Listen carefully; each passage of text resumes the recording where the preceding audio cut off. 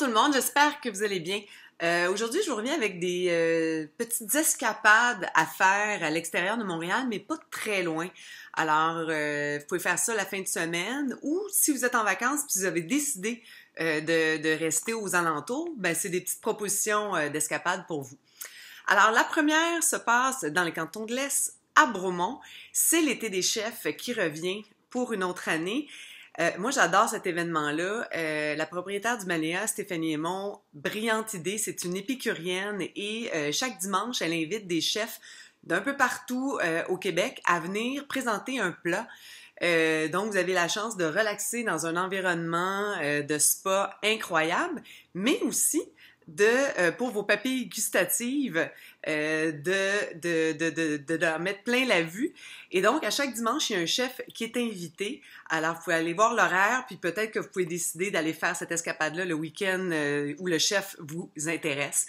Alors, c'est tous les dimanches de l'été, ça se termine le 10 septembre.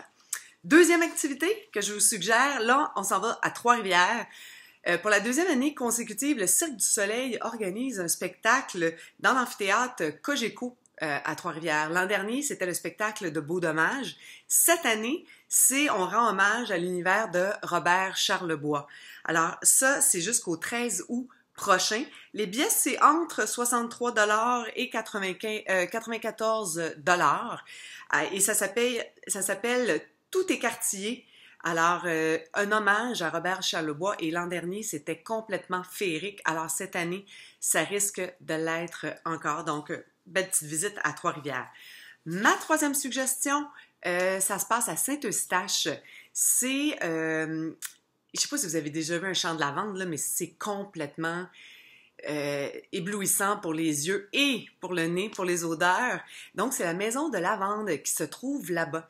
Et il faut aller faire des visites guidées. Il y a un petit bistrot où on peut manger. Évidemment, on peut acheter des produits. Il y a une programmation musicale, donc on peut voir des spectacles dans les champs de lavande.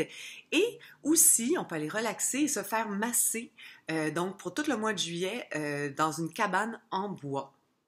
Alors, intéressant, ça fait différent. Alors voilà, 3 belles suggestions aux alentours de Montréal, des petites escapades comme ça. Alors, essayez d'en profiter. Passez un bel été.